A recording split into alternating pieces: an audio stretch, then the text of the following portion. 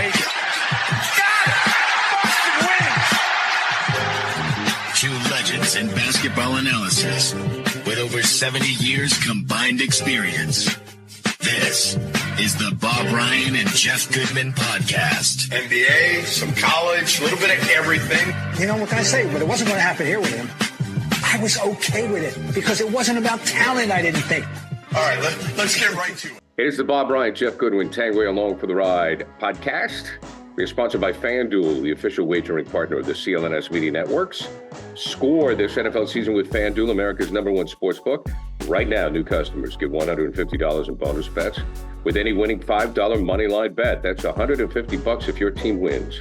Jeff is spending some quality family time, so you're stuck with the two of us again. What you see is what you get. Robert, let's talk about the Celtics here since coming off this road trip. First of all, the question I have for you is, why is it so difficult for a team to win their first home game after, say, going out west and going like 3-1 like the Celtics did? It's an interesting phenomenon because it's been in the terms of the Boston Celtics, and I can only speak specifically about them.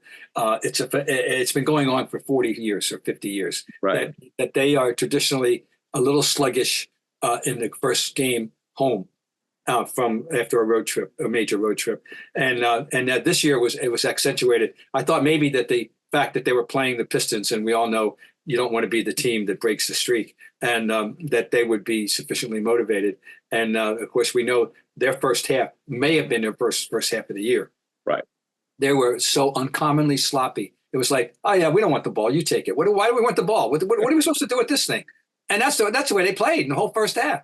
And Detroit was very willing to take advantage of that. Okay. Why?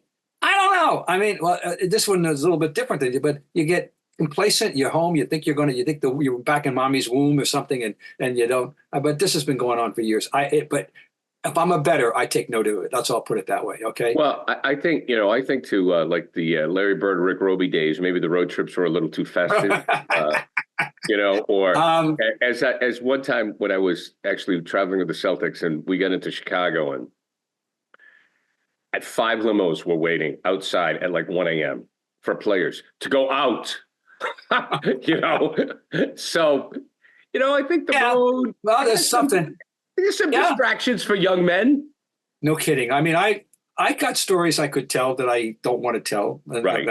So, back in those days. So, there you go. I can relate to what you're saying. All right. So it's a phenomenon. Now, fact is, they finally pulled themselves together, and they did. They're amazing, Bob. Let me throw this number out because I was watching the in what the Pistons needed 2 quarters to do. The Celtics basically needed like 8 minutes to erase. Right. Which that's how good. Well, that's it.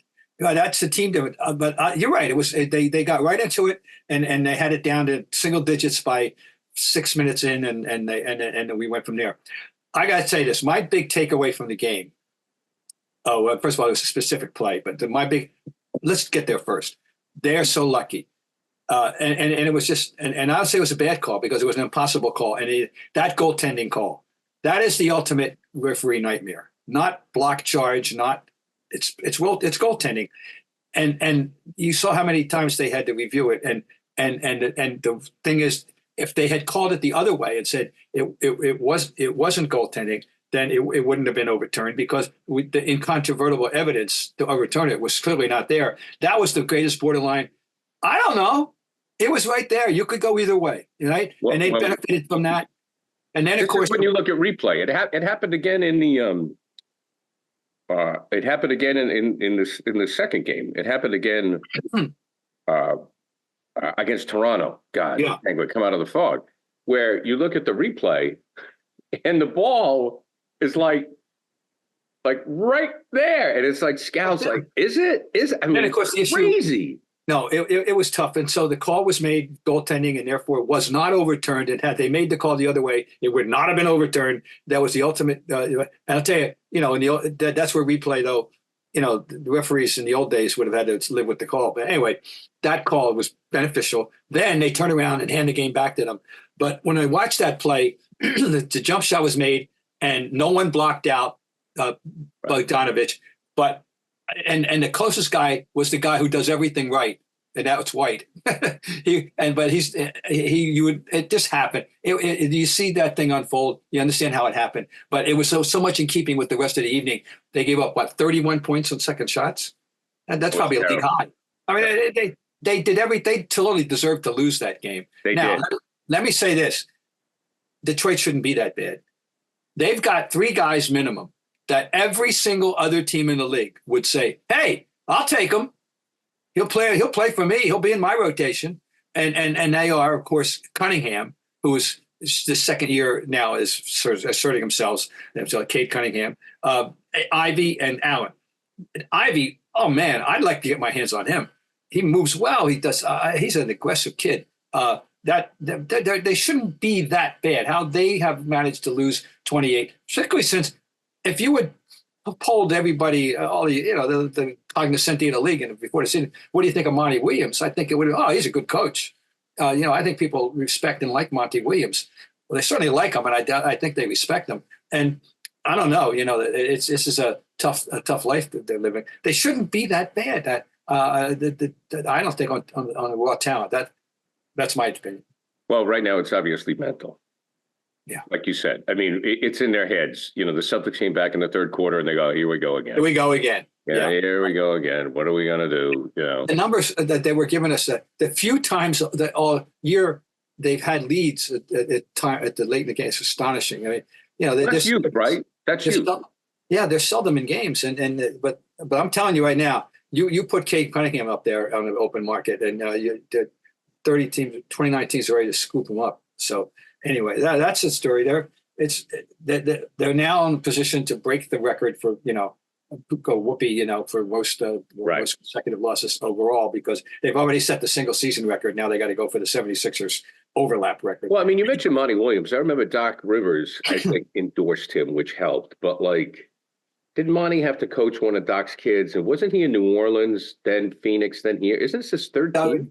Well, Austin's been around so much. I think you're right. I don't know where it went. Yeah, but I think this is his third team, though, right? Monty? I got to check. Yeah, Phoenix. So you wonder, those guys, he's the guy, but then you kind of I don't know.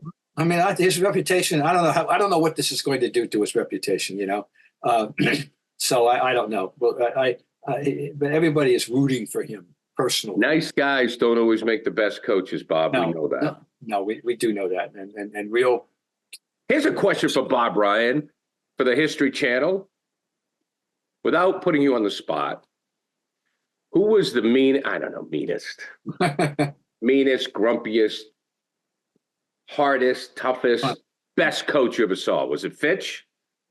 Oh, Bill Fitch was a coach. Absolutely. He was a coach in every way. And he was a comet that flashed across because he wore people out. And he wore the Celtics out by year 4. Well, Larry loved him. And Bill Fitch. Bill Fitch was instrumental in helping turn them around. When people think about 79-80 and the fact that they went from 29 wins to 62, and the first thing I think about is Larry. Yes, Larry was extremely important. However, they got a real coach, not Dave Cowens, who didn't want to coach anyway. He had finished up the year before as player coach. It didn't go very well, and got a real coach. Tiny Archibald regained health. He had been after suffering Achilles. They signed ML Carr away from Detroit, and he had led the league in minutes played the year before. He was a free agent. They signed ML Carr. They got Joe Henderson. Who had been, it was delayed getting there, but it was another equivalent of a first round draft pick. So a lot of things, but Bill Fitch was instrumental. And then they win the championship the second year in 80-81. But by 83, I'm telling you right now, in that playoffs against Milwaukee, they had a mini series with Atlanta. Then they had the playoff with Milwaukee. They got swept. Yeah, Larry was sick and actually missed the game, but they had tuned him out. Everybody but Larry, everybody who mattered, I won't say the 8, 9, 10 guys, 12, 11, 12, they tuned him out. But he was, and by the way, he couldn't, that was the drill sergeant side of him. He could never suppress, you know what I mean? I liked him and we got along fine. But that wasn't the case with everybody, I'll be honest. But he and I would call him at night, talk about and And he used to kid. He lived in the bird's nest because he lived on the 33rd floor of a high rise down the street from the garden. But I liked him a lot. But the fact is that his MO was he wore people out. Yeah, it's a tough job now, and we're going to get to Mazzulla and what he did in the Toronto game in a moment. But it's just it's a very tight line to walk, being a player's coach and still doing what's best for the team. It's because obviously a Bill Fitch wouldn't work today. Right. I guess not. But then again, he's smart enough to keep the job and to make an adjustment. I think I think he's smart enough. He was smart, but right. The fact is, and he coached several teams. And I'll tell you, that Cleveland team in '76. Oh, they were good. They were very good. That was Nate Thurman, right? That was Thurman and Jim Jones. And yep. Jim Jones was hurt. Did not play against the Celtics in this, and that hurt them a lot. Nate was on his last legs, but he had something left in the tank, and he was good. No, that was a tough series, a tough 6-game series, and they were good. I was present when they beat the Bullets in Richfield Coliseum, and that crowd was as loud as any crowd I ever remember in the NBA. That was one of my that memory is very, very lasting. Now they were good, and he had taken over them as an expansion team. He was their first coach. It came out of Minnesota, and I struck up a good relationship with him, really, and so that helped me a lot. I learned. I mean, I'm telling you, Gary, he was an encyclopedia of NBA lore. He knew every player's background. He knew in the league where they went to college. Oh yeah, that's easy. Where they went to high school, and he had contacts. So he'd come back after a game and get on the phone and call his buddies like Cotton Fitzsimmons, and they talk about what happened in the league that night. He was encyclopedic, and that was why it was such a jarring contrast with Casey Jones, whose stick was anything. His stick was people. Period. Those guys played their ass off for him. They would run through 10 walls for him. They loved the man, and he knew how to win, and he knew how to relate to the great players. He didn't know how to relate to kids, but he knew how to relate to good players. And so that it was a big contrast from hanging out with a guy that knew everything about the league to a guy who we playing tomorrow night. That was KC. But when they showed up, KC had his guys. His guys wanted to play for him. And that was the genius of Red Auerbach. Yeah. Well, that was that was a very important transformation. That team needed the old hot, cool thing. They needed cool. The heat blast of Fitch was too much for them. And look around. They won the next year. Now Dennis Johnson was instrumental, and they'll make that trade. They don't win, but they did. And KC was the right man in the right place at the right time in '84 and '86. No question about it. Okay. Well, speaking of Dennis Johnson, do you think Derrick White is this team's Dennis Johnson based on the 3 he made last night in Toronto or against Toronto? Well, he's performing a variety of services for this team. I mean, the more you see him, the more you like him. I mean, and DJ, I just have reverence for DJ, and DJ had a style and aggressiveness. I always say he's the most destructive defensive guard I ever saw. And DJ did stuff now. Here's a very interesting comparison reference point. What Derrick White is doing, blocking these shots. Right. He's suddenly it's a phenomenon. He's blocking 2 shots a night out of the guard position, and that's extraordinary.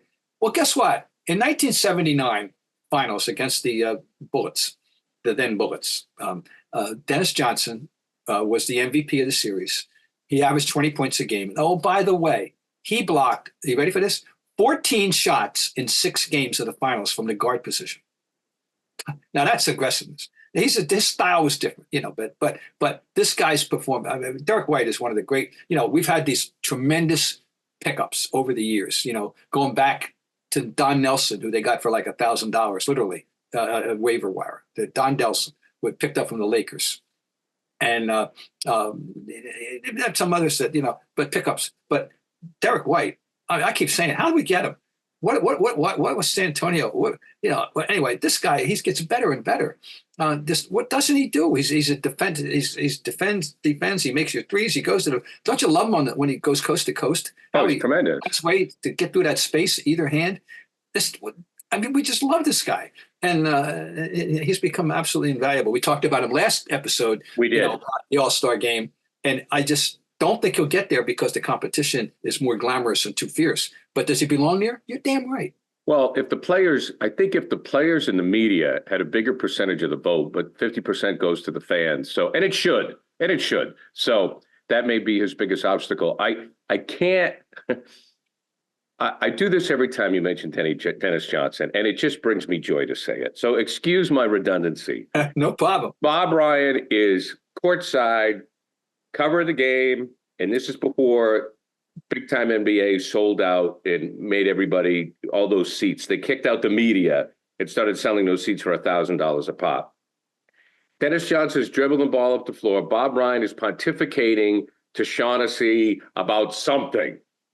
And Dennis Johnson says, Bob, keep it down. We're trying to play a game. Shaughnessy loves that story. I love that story. I can't deny it. You know, I don't remember it, but I can't deny it. I mean, I love guys that in the Gene Shoe one. That Gene Shoe. That's for you, Bob Ryan. Yeah, well, that one I love. I love telling that one myself. Tell it again. Go ahead. Okay. Rick Mahorn was a thuggy player. Let's face it. And there was a circumstance where he's on one of his thuggy roles. I write one of my Sunday columns, and I asked Darryl Garrettson, who was his head of refs at the time, if certain players are scrutinized more closely than other players because of their recurring behavior. Their physical play. And out of line. Okay, they'll go over the line, and specifically I asked him about Mahorn, I think, and he acknowledged in so many words, or that yeah, absolutely yes, and Rick Mahorn, yes, okay. So I write this, and however I phrased it, we'd have to look it up, but I write it and in my Sunday column. Now, guess who comes into town soon? The Baltimore Bullets, or the Washington Bullets, coached by Gene Shue, with Rick Mahorn in the lineup. So in the game, I don't know, it was the first period, probably whatever. They called a foul. Someone called a foul on Rick Mahorn. Now, in those days, I sat deliberately. We had the options, next to the visiting bench while at home, as close as I could sit, so I could soak up their atmosphere. In those days. On the road, they always put us next to our bench, next to the Celtic bench. So I wanted to sit next to the visiting bench when I could at home. And the call's made on Mahorn. Gene Shue jumps up, turns around, and screams so you could hear it in the 59th row. That foul's on you, Bob Ryan. That's your fault. For which, hey, I was really happy to take credit if you want. I had a good relationship with Gene Shue. Okay. So, but that's he did, honest to God. Which first of all, I like the fact that he was reading Bob Ryan or reading it. Well, Bob, listen, everybody in the NBA read Bob Ryan, McMullen, Shaughnessy, Peter May. It was Murderer's Row. I mean, everybody read that. So we go from there to Toronto game last night. Yeah. And I'm watching the game, and I get so frustrated when load management comes into play, right? So, and I read more about it in Washburn's column today, so I'm a little more enlightened. But I'm watching the game, and I'm like, why isn't Tatum playing? Come on. He's going to have Saturday night off. They play again on Sunday. They get 3 days off later in the week.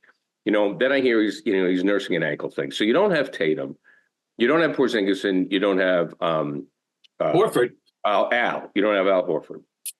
So, you trot out, Kornet gets 20 points, and you trot out this bench, and they go up by 20. And, then you see Toronto come back, and I'm getting frustrated as a fan watching this, right? But when you read about it today, because I wasn't at the game, there's a method to Joe Mazzulla's madness.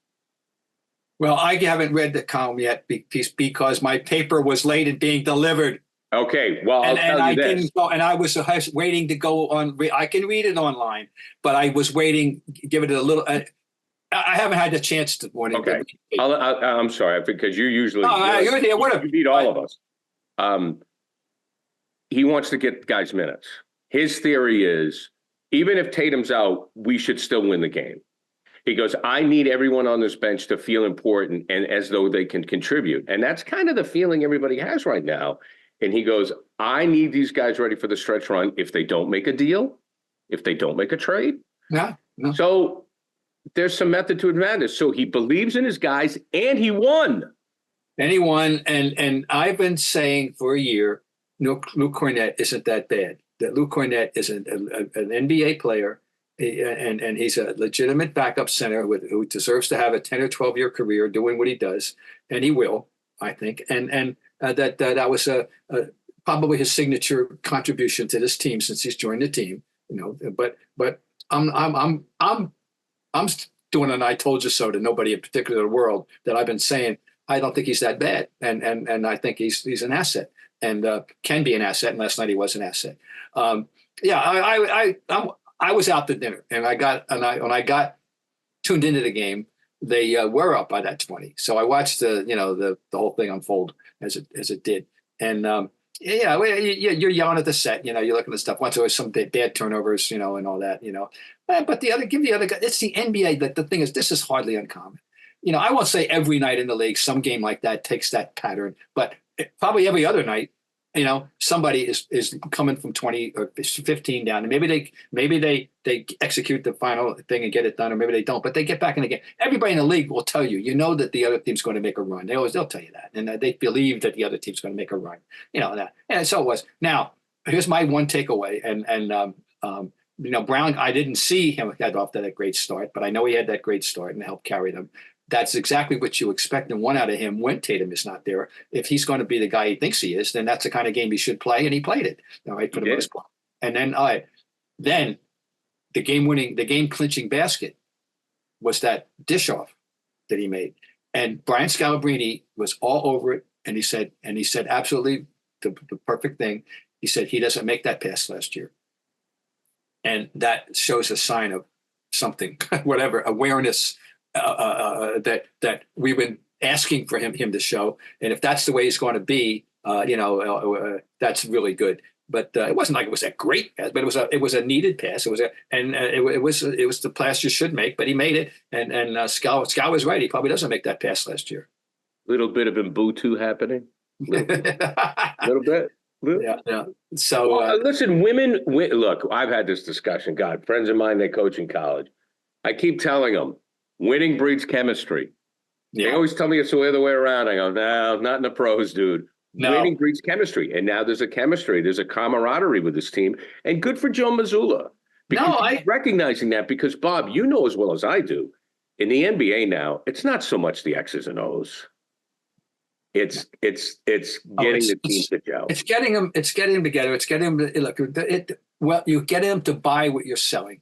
You got to get them to buy what you're selling. It's just that simple. And last year they still won 57 games. In his maiden voyage, and we know he was a little shaky at times. And I think it's gonna be an important week for Joe. That interview he gave last week, some of the stuff that's up in that mind, we didn't know how some of the thoughts that were running around in that guy's mind. He's got this thing thought out. The way he's got it thought out. I'm impressed. I really learned a lot about him this week, and I'm impressed with him.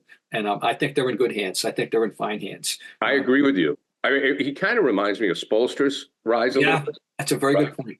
And that's a very good point. So I think in some ways it was an important week, and that's of course the winning the games that went on the road. Yeah, of course. Elsewhere in the league, a few things are happening. Score early this NFL season with FanDuel, America's #1 sportsbook. Right now, new customers get $150 in bonus bets with any winning $5 money bet. That's $150 if your team wins. If you've been thinking about joining FanDuel, there's no better time to get in on the action, NFL. The app is so easy to use. There's a wide range of betting options, including you got spreads, you got your player props, you got over-unders, and more. So visit FanDuel.com/Boston and kick off the NFL season. FanDuel, official partner of the NFL. I want to raise one more question on this, because I need to get to this. Yes. Jaylen Brown was phenomenal last night with 31 points, 10 rebounds, 6 assists. Do we have to live with the 7 turnovers? To me, it's kind of like you can't, if you praise the 31 points, you can't bitch about the 7 turnovers. They come together. You might. That's a very good question. I'm hesitant to declare it absolutely yes, but it's possible. But I still. that's too many, obviously. I mean, 3 or 4 is one thing, but 7's not good. He's once again, he made the bet. He made the big play. I'm trying to give him the benefit of the doubt. I've taken a public stance that people are looking for too much out of him. I mean, they're putting him at impossible standards and accept him for how good he is and what he does for the team. Yeah, you might have to live with that, but we've had some big performances lately. Yeah, if we can get it down to 5 or less, that'd be great. But I'm with you right now. It's like, okay, Jaylen, Tatum's on the bench. You're going to give me 31. You're going to give me 10. I'll live with it. Yeah, I'll live with it. Anyways, yes, go ahead. Other thoughts? It'll be one interesting couple of games coming up because we're going to get a look at the 2 big guys, the 2 rookies, the 2 back-to-back. If Wembanyama played, they're going to San Antonio. Now, Wembanyama missed the last game, and he's got an ankle. So I don't know if he's going to be available. But then they go to Oklahoma City. And if the voting were being taken now for Rookie of the Year, I don't think there's any doubt Holmgren would win. And I want to see Holmgren. I'm anxious to see him play, a full game. And so that's 2 intriguing. That's 2 reasons. Who would think that San Antonio OKC said they become appointment TV for me? And so, people love OKC right now. Looking forward, they're a growth stock. They're definitely a growth stock, and so that's going to be fun game. Okay, all right. Now, Phoenix, the big 3, right, hasn't had much opportunity to play together, but Beal showed up last night, and so they're so far away from where they might be, and so all they got to do is get in and as they say, that as Parcells would say, the tournament. All they got to get in the tournament, and then we'll see. Right now, there's no that should be their only goal is to hope that they're intact when April comes. See if they're little. Well, you've been big on watching Beal. I mean, we've been waiting to see this because we need some entertainment out of the West because Golden State isn't what they once were. Is anybody really going to challenge Denver out of the West? I mean, is anybody really? Well, I mean, we got Minnesota. Are they for real? That's the biggest question of all. Is Minnesota? Are they for real? And we will. I mean, if Phoenix is whole, and they meet Denver, if it works out. Phoenix's big issue is the depth. Did they mortgage the farm too much to get these guys? Right. They've given away draft picks into the 22nd century, and they better do what they're going to do. They're a now team, we're a now team. We talked about this last time. Celtics are a now team. When Phoenix is really a now team. When you're not playing anybody, when the youngest guy you're playing in this NBA is 24, and that's Pritchard. The youngest guy you're playing, that's middle age almost now in the NBA. Look at what's going. But anyway, Phoenix is a now team, and they got to get it because Durant, say no more. He's still rolling along though, very very well. By the way, happy birthday, LeBron! I got to say this: LeBron James turns 39. Amazing. And there was a very good story in USA Today on Friday about just putting it in perspective what he is doing at age 39. Amazing. No one has ever come close to averaging 25. What he's doing. Michael Jordan had a game or two, but this is the greatest aging process the NBA has ever. Well, I mean, this lends itself to LeBron when you do the LeBron MJ argument. Right? Yeah. I mean, Michael at 39, wasn't he a little chunky? He still averaged 40 jumpers in Washington. He still averaged 20 a game, but he wasn't throwing in the triple doubles the way LeBron can do still, and giving you he wasn't. No, LeBron is there's no competition. Kareem was still around and it was very useful, but he was no longer the force.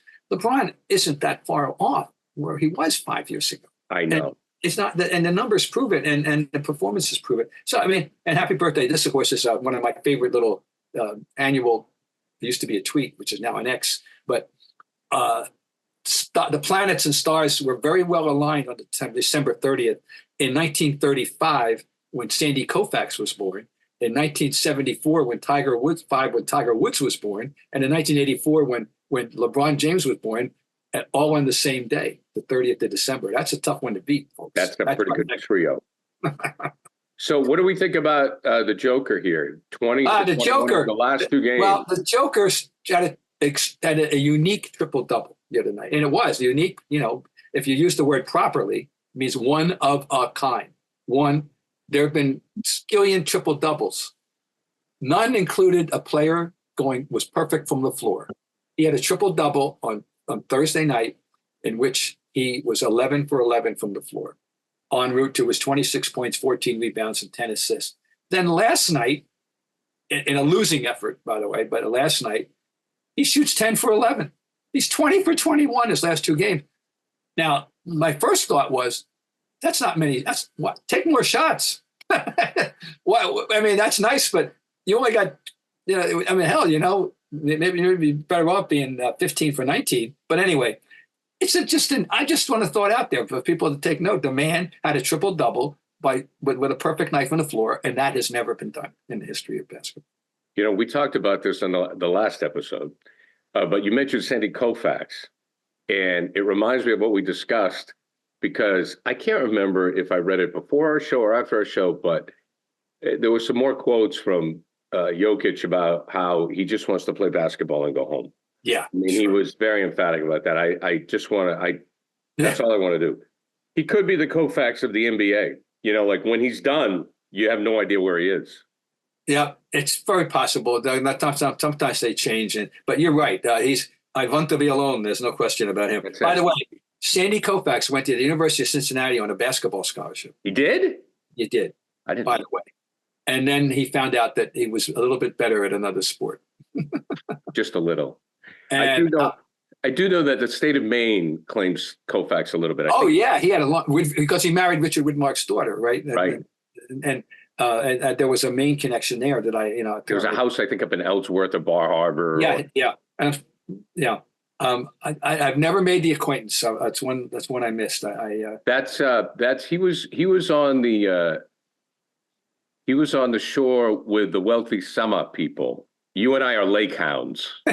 We're lake hounds. We're lake people, right? We're lake people. The people on the ocean. I'm a web lake person. Catch.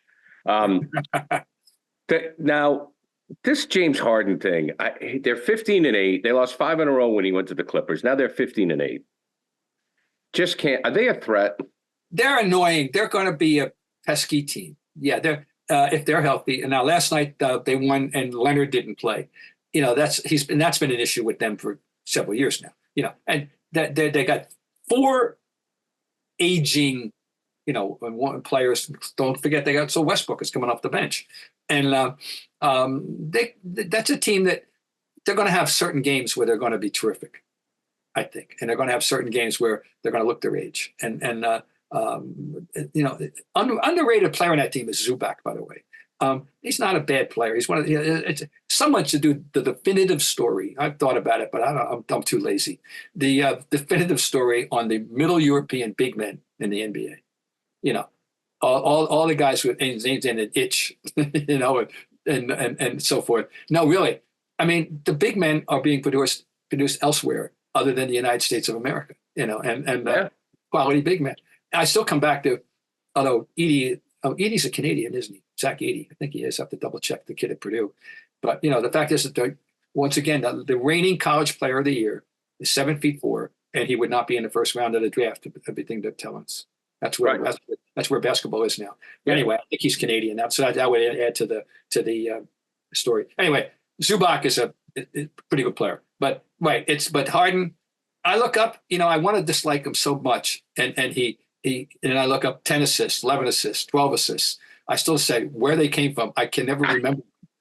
I swear, does he bribe every scorer in the league? You love that. I don't know how he does it, but I'm going to have to give the man his due. I don't want to. That's awesome. Bob, a movie note as we end. Did you see Maestro yet?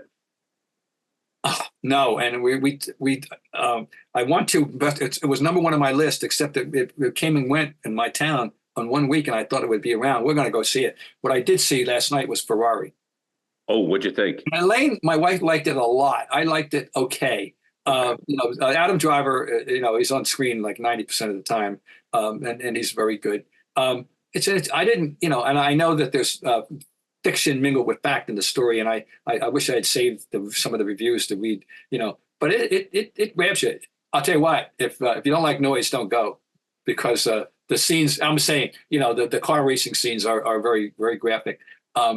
Anyway, it's worthwhile. I would say, yeah, sure. Don't. I will say this that's Michael Mann, right? Yes, it's Michael Mann. That's a director's movie. Okay. You know what I mean? I'm watching and thinking, I'm thinking about editors. How about an editor? How about oh my God. I'm telling you, if you want to look at what must have been a hyphen busting job, was putting that thing together with the editing that was needed to do with that show. Let me tell you. If you talk to the people that work on sets every day, so when I'm fortunate enough to work on a movie, I love to talk to the crew and pick their brain, because these people are veterans and they've seen it all. They will tell you the sound person and the editor are the two most important people. I mean, cinematographer, obviously, but like sound, mixing and editing, you can't. Hey, look, Scorsese's had, I forgot the woman's name, Helen, I believe. He's had the same editor for 35 years or whatever, 40 years. And she's won more Academy Awards than him. Yeah. So there you go. No, so don't shy away from it, but Maestro, top of my list. What's on Netflix? Yeah, I know. And that's our resort. And you can see I always I like going to theater. Well, I think it's a movie you do want to see on the big screen. I say, I don't know if Bradley Cooper will win Best Director, but he's going to win Best Actor. A friend, Gene Ortza, the former NBA, Major League Baseball aide de camp to Donald Fair, is an acquaintance, just going strong acquaintance of mine, longstanding, and he's a big buff on a lot of things. And he was telling us, before you go, if you can, to appreciate what Cooper has done, and as an actor and as a musician that he studied for 6 years, they said. Oh, yeah, crazy. So the performance he puts on when he's conducting the pivotal scene of Mahler's Second Symphony it's extraordinary. And you can go YouTube up The Real Deal with Bernstein. And I did. And I hardly qualify as a classical music buff. I love music, but that's not my genre. I'm Great American Songbook, Broadway, right. 50s, 60s, 70s rock, but I'm not, but this moved me, Gary, I'm telling you. This, and I can't wait to see the movie, to see the big screen and all the real. Well, wait for the big screen. I mean, but they say that, but he said, Cooper is extraordinary. And of course, this is Bernstein with the hair flying and the stuff. But he said, but the conducting itself is professional. Wow. He's amazing. He's going to win Best Actor. No doubt. Well, Sarah Silverman from New Hampshire. She's great in it. So it's going to continue a long-standing trend now of people winning Best Actor or Actress portraying a real person. Hard to do. Well, but it's done all. It's hard. But somebody wins an Oscar doing it.